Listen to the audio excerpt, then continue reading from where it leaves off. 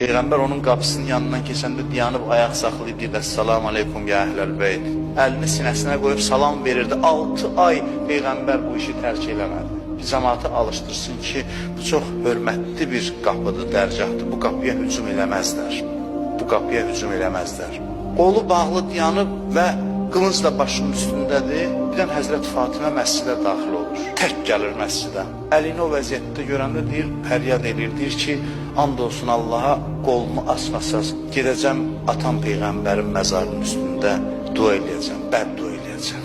Deyir, çıxır məsciddən gedir, gedən kimi artıq məscidin sütunları titriyir. Deyir, bunlar qorxuya düşür. Həzrət Əli deyir, Salman, qaç Fatiməyə dinən ki, bəddua eləməsin.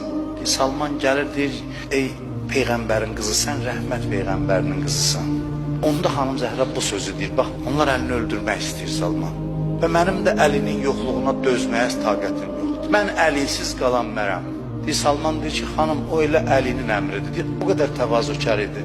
Həzrət Əlinin adını eşidən kimi əriyirdi. Deyir, əgər Əli əmr eləyirsə baş üstə. Qayıdıb gələndə görür ki, qolunu açırlar.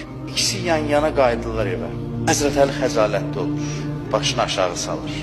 Xəzalətdə ona görə yox ki, zəifdir. Bilirsiniz, qüdrətli kişi üçün çətindir. Məcburdur səbr eləsin. Deyir, görür ki, Əli boynunu büküb dayanıb, deyir, gəlir, dayanır, dolanır Həzrət Əlinin başına. Sən narahat olma, hər bir halında sənin yanındayım, sən tənha deyilsən, sənin Fatimən var. Tək özü Əlini əsarətdən azad eləyir. Ondan sonra deyir ki, mən Əlinin haqlığını tarixə bəyan elədim.